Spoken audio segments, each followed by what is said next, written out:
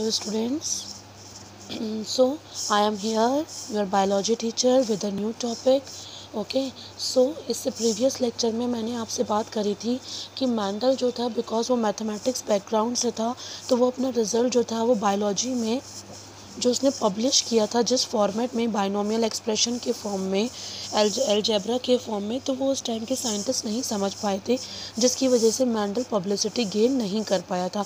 Even जिस time पर Mendel काम कर रहा था उसी टाइम पर डार्विन भी काम कर रहा था, और डार्विन का work theory of natural selection जो था वो बहुत ज़्यादा लोग उसके पीछे पड़े हुए थे और बहुत ज़्यादा पब्लिसिटी पा रहा था। तो ये भी मैंडल का एक रीज़न था जिसकी वजह से उसने उस टाइम अपने लाइफ स्पैन के ड्यूरिंग उसको पब्लिसिटी नहीं मिली। तो मैंडल जो था वो 1984 में डाई कर गया था। तो उसके मरने के 16 साल बाद यानी कि 1990s में 3 साइंटिस्ट आए थे और तीनों ने साथ में काम नहीं किया था, अलग अलग काम किया था, और अलग अलग काम जो उन्होंने किया था उसके बाद उनका रिज़ल्ट सेम आया था। रिज़ल्ट सेम आने की वजह से मैंडल ने 1990s में दोबारा से जितने भी उसके पोस्टुलेट्स थे वो सारे दोबारा से रिडिस्कवर किए 3 साइंटिस्ट ने। तो मैंने आपको बोला था कि ये 3 साइंटिस्ट के बारे में हम अपनी नेक्स्ट न्यू वीडियो में डिस्कस करेंगे। तो आज हम अपनी 3 साइंटिस्ट के बारे में डिस्कस करते हैं। ओके नाउ पहला जो हमारा साइंटिस्ट था, ठीक है, हम बात कर रहे हैं रीडिस्कवरी की, हम बात कर रहे हैं रीडिस्कवरी की, ठीक है, हम रीडिस्कवरी की बात कर रहे हैं कि किस तरह से 1990s में 3 साइंटिस्ट आए थे और उन्होंने मैंडल के पोस्टुलेट्स को रीडिस्कवर किया था। ठीक है, तो पहला जो साइंटिस्ट थे, फर्स्ट साइंटिस्ट, वो थे आपके कार्ल कोरेंस। ठीक है, ये जर्मनी से थे और इन्होंने एक्सपेरिमेंट किया था मेज़ पर। समझ में आ रही है? इन्होंने एक्सपेरिमेंट किस पे किया था बेटा? मेज़ पर एक्सपेरिमेंट किए था। ठीक है, दूसरे साइंटिस्ट जो थे बेटा वो थे ह्यूगो डी वेरीज। कौन थे? Hugo de varies. ठीक है, ये साइंटिस्ट जो थे, this scientist is from Holland और इन्होंने इवनिंग प्रिमरोज पर वर्क किया था। किस पर वर्क किया था? इवनिंग प्रिमरोज पर वर्क किया था। ठीक है, इन्होंने जो मैंडल का जो पोस्टुलेट्स थी वो रीपब्लिश की थी। ठीक है, रीपब्लिश की थी 1901 में फ्लोरा मैगज़ीन में। ठीक है, फ्लोरा मैगज़ीन में इन्होंने वर्क को पब्लिश किया था। ठीक है, इसके बाद जो हमारे थर्ड साइंटिस्ट आए थे वो आए थे आपके आयरिच वॉन टेशरमार्क। ठीक है, और सी सैनेक, ये इनका पूरा नाम है, लेकिन हम इनको टिशमार्क के नाम से बोलते हैं। हम इनका काली कॉमन नेम क्या यूज़ करते हैं? टिशमार्क। ह्यूगो हम बोलते हैं कोरेन, ह्यूगो डी वेरीज एंड टिशमार्क। इन तीनों साइंटिस्ट ने साथ में काम नहीं किया था पहली बात। ठीक है, इन्होंने अलग अलग काम किया था, अलग अलग इंडिपेंडेंटली, बिकॉज देखो ये तीनों सेम जगह से, सेम सिटी से, सेम कंट्री से बिलोंग नहीं करते। ठीक है, ये आपके ऑस्ट्रिया के थे और इन्होंने क्या करा था? डिफरेंट फ्लावरिंग प्लांट पे वर्क किया था। ठीक है, डिफरेंट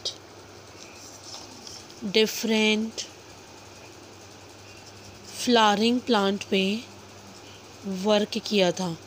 ठीक है, इन्होंने डिफरेंट फ्लावरिंग प्लांट पे वर्क किया था।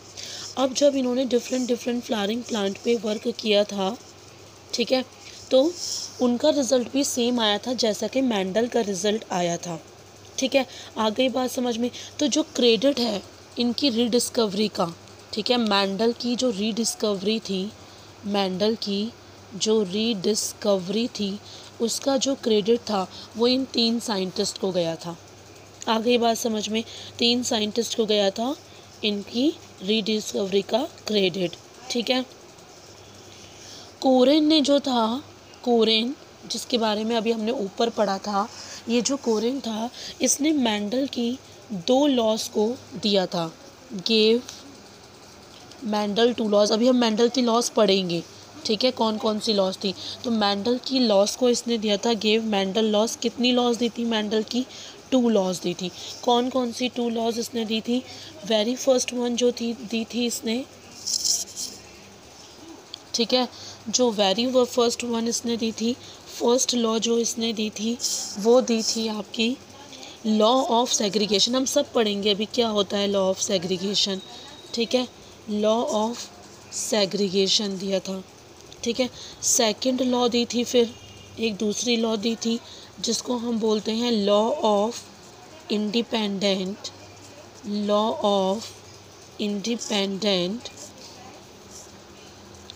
असॉर्टमेंट, ठीक है, लॉ ऑफ इंडिपेंडेंट असॉर्टमेंट, ठीक है। तो मेंडल का आप सोच सकते हो कि मेंडल का काम कितने सालों तक छिपा रहा। यू कांट इमेजिन, 34 ईयर्स तक छिपा रहा। आप देखो 1 साल में 2 साल में आपसे क्लियर नहीं होता है MBBS, तो आप लोग कहते हो कि यार नहीं हो रहा, 1 साल में ही हार मान लेते हो, 2 साल में ही हार मान लेते हो। लेकिन मेंडल देखो अपने पूरे लाइफ स्पैन में ये चीखता रहा कि मेरा ये वर्क है और मेरा वर्क सही है, मेरे वर्क को सुनो, मेरे वर्क को सुनो। बट किसी ने भी मेंडल के वर्क को नहीं सुना, है ना। और उसके बाद भी देखो वो डाई कर गया विदाउट गेटिंग एनी पब्लिसिटी, ठीक है। उसके बाद देखो जब आपके सामने आपको कोई अप्रेज करता है तो आपको क्या मिलता है? खुशी होती है। लेकिन अगर आपके पीठ पीछे करता है तो आपको पता ही नहीं होता कि उसने आपको अप्रेजल किया क्या किया, है ना। Same as it is Mendel के पूरे जीवन काल में मेंडल को कोई भी अप्रेजल नहीं मिला। लेकिन जब मेंडल मर गया तो उसके 16 साल के बाद 3 साइंटिस्ट आए और उन्होंने भी काम करने में उनको भी टाइम लगा। तो एटलीस्ट हम ऐसा मानते हैं कि अप्रॉक्सीमेटली 34 ईयर्स के बाद मेंडल को जो था वो पब्लिसिटी मिली थी। तो बेटा, ठीक है, तो मेंडल को पब्लिसिटी मिली थी। तो बेटा रीडिस्कवरी कितने साइंटिस्ट ने की थी? 3 साइंटिस्ट ने की थी। एक कोरेन थे, एक ह्यूगो डे व्रीज थे और एक टिशमार्क थे, ठीक है। इन्होंने अलग अलग कंट्री से बिलोंग करते थे, ठीक है, अलग अलग जगह से ये बिलोंग करते थे और अलग अलग प्लांट्स पर इन्होंने काम किया था, ठीक है। और क्रेडिट जो था वो तीनों साइंटिस्ट को दिया था क्योंकि तीनों साइंटिस्ट की जो रीडिस्कवरी थी वो सेम आ रही थी मेंडल के रिजल्ट से। और कोरेन ने जो थी वो आपकी 2 लॉज दी थी। पहली लॉज दी थी लॉ ऑफ सेग्रीगेशन, दूसरी लॉज दी थी लॉ ऑफ इंडिपेंडेंट असॉर्टमेंट, ठीक है। तो जैसे जैसे साइंटिस्ट जो थे अवेयर होते गए about the maths, about the mental work, ठीक है, अबाउट नई नई टेक्निक्स आने लग गई, नए नए इंस्ट्रूमेंट्स आने लग गए, तो मेंडल का जो वर्क था वो पब्लिश होने लग गया, पब्लिसिटी पाने लग गया। तो आप ये सोचो कि मेंडल ने कितने पुराने टाइम पर भी वो सारी चीज़ें रीडिस्कवर कर दी थी जो टेक्निक्स आने के बाद इन 3 साइंटिस्ट ने करी थी, है ना। बट वो होता है ना कि जो ज़्यादा पब्लिसिटी ज़्यादा अच्छा काम कर लेता है लेकिन उस टाइम पर उतने अच्छे लोग नहीं होते, उतने इंटेलिजेंट लोग नहीं होते, तो वो उस इंटेलिजेंट पर्सन को भी बुद्धू मान लेते हैं। सेम एज इट इज़ इसके साथ हुआ था मेंडल के साथ, ठीक है। फिर मेंडल का जो वर्क था इनहेरिटेंस ऑफ कैरेक्टर में, ठीक है, मेंडल का जो वर्क था, ठीक है, किसमें कि कैरेक्टर्स क्या होते हैं? इनहेरिट होते हैं, ठीक है, इनहेरिटेंस ऑफ कैरेक्टर में, ठीक है। मेंडल का जो वर्क था इनहेरिटेंस ऑफ कैरेक्टर में वो कब पब्लिश हुआ था? 1865 में, ठीक है। लेकिन सेवरल रीजंस की वजह से, मैंने अभी आपको बताया ना कि 1865 में उस बेचारे ने अपना सारा इनहेरिटेंस ऑफ कैरेक्टर, किस तरह से कैरेक्टर्स जो होते हैं वो पेरेंट्स से अपने ऑफस्प्रिंग में जाते हैं, वो सारा उसने 1865 में बता दिया था। लेकिन बहुत सारे रीजंस थे जिसकी वजह से उसका वर्क 1900 तक पब्लिश नहीं हो पाया। और मैंने आपको ये भी बताया था कि मेंडल जो था वो बहुत सारे रीज़न्स की वजह से, अच्छा अब हम वो रीज़न्स डिस्कस करते हैं कि वो कौन कौन से रीज़न्स हैं जिसकी वजह से मेंडल का वर्क जो है वो पब्लिश नहीं हो पाया। तो पहला जो रीज़न है, ठीक है, पहला जो रीज़न है, एक तो क्या था, उस टाइम पर कम्युनिकेशन ईजी नहीं था, ठीक है।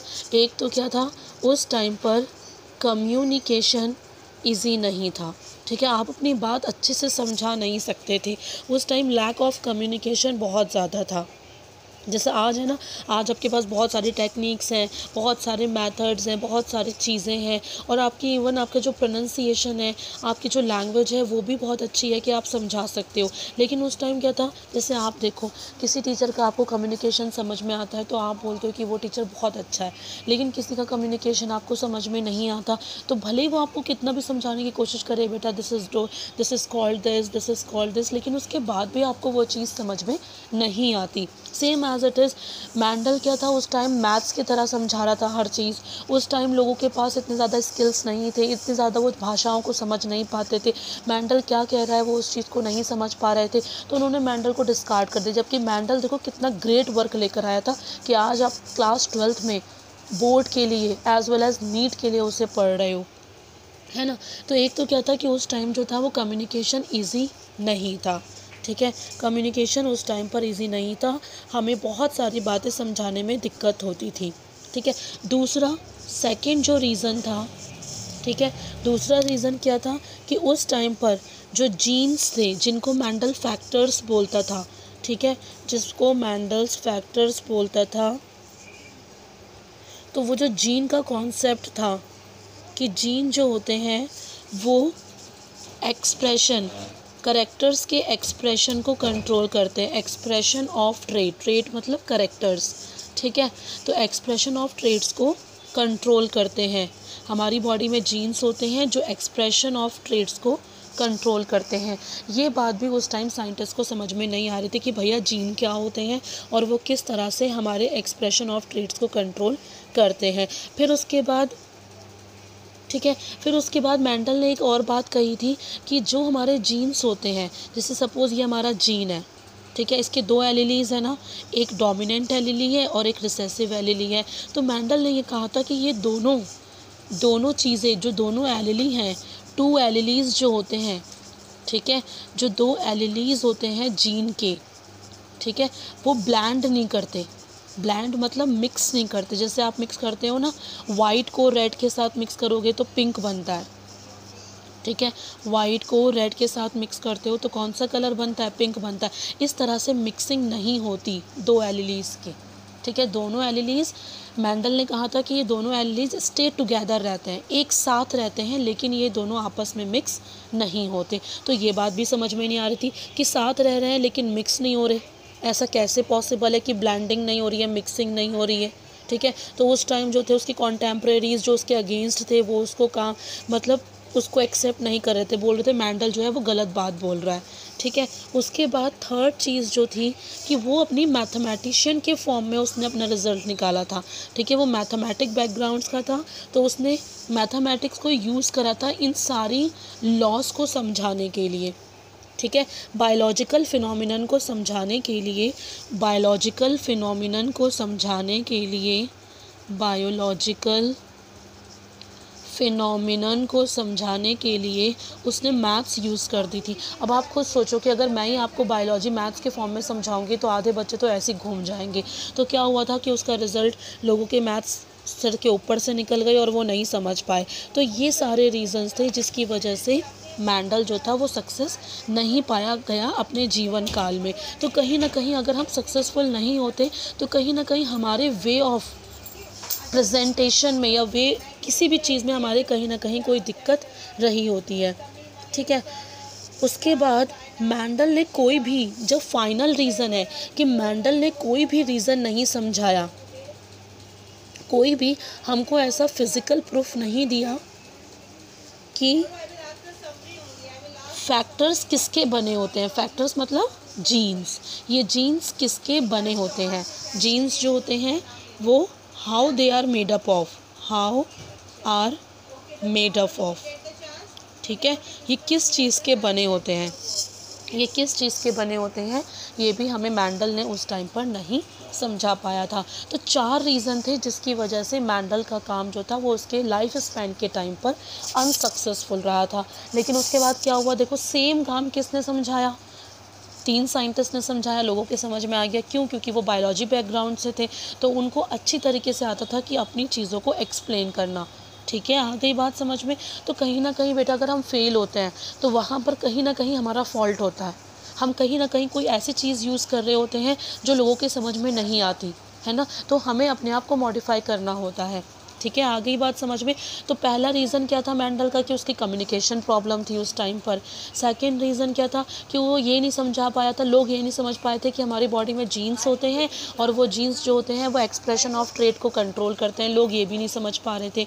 ठीक है, फिर मेंडल ने एक तीसरी बात बड़ी भारी कह दी थी कि दो एलिलीज किसी जीन के साथ में रहते हैं लेकिन वो ब्लैंडिंग नहीं करते।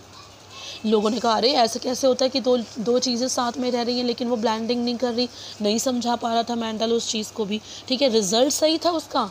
जैसे आपके बहुत सारे टीचर्स होते हैं कि वो गोल्ड मेडलिस्ट होते हैं लेकिन अपनी बात को एक्सप्रेस नहीं कर पाते तो आप उन्हें फेल कर देते हो, है ना। अब थर्ड रीज़न क्या है कि थर्ड रीज़न वो मैथमेटिक्स बैकग्राउंड से था, तो वो अपने बायोलॉजिकल फिनोमिना को समझाने के लिए मैथमेटिक्स लगा दे रहा था, फिर से वो उसका ड्रॉबैक बन जा रहा था। और फाइनली वो फैक्टर्स और जीन्स को ये नहीं बता पा रहा था कि एक्चुअली में कि ये जो जीन्स होते हैं वो किसके बने होते हैं। आ गई बात समझ में। ठीक है, तो ये सारे रीज़न्स थे जिसकी वजह से मेंडल का वर्क जो था वो ख़राब हो जा रहा था। ठीक है, अब इसके बाद हम नेक्स्ट वीडियो में ये डिस्कस करेंगे कि वो कौन से रीज़न्स हैं जिसकी वजह से मेंडल ने सक्सेसफुल रिज़ल्ट दिया। रिज़ल्ट तो उसका सक्सेसफुल था बट पब्लिसिटी नहीं पा रहा था, लोग उसको डिनाई कर दे रहे थे। तो अब हम देखेंगे क्या ऐसा कौन सा प्लांट उसने यूज़ किया, उस प्लांट पे उसने ऐसा क्या काम किया कि उसका जो मेंडल का रिज़ल्ट था वो सक्सेसफुल आया। कितने उसने करेक्टर्स लिए थे पी प्लांट पे, आपको पता होगा कि मेंडल्स ने पी प्लांट पे काम किया था।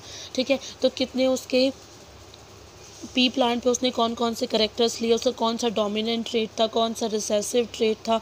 ठीक है, हम इन सब चीज़ों के बारे में नेक्स्ट क्लास में डिस्कस करेंगे और टेक्निक्स क्या मेंडल्स ने यूज़ करी थी अपने एक्सपेरिमेंट के दौरान वो हम देखेंगे। ठीक है, उसके बाद हम नेक्स्ट वीडियो में मूव करेंगे मोनोहाइब्रिड और डाईहाइब्रिड क्रॉस में। तो इसके बाद जो आपकी नेक्स्ट वीडियो आएगी बेटा उसमें हम पढ़ेंगे reasons for Mendel success, Mendel's की सक्सेस के क्या क्या रीजंस थे। ठीक है, और टेक्निक मेंडल ने क्या क्या यूज़ करी थी ये हम पढ़ेंगे। ठीक है, so thank you so much for patiently hearing me. Thank you so much बेटा।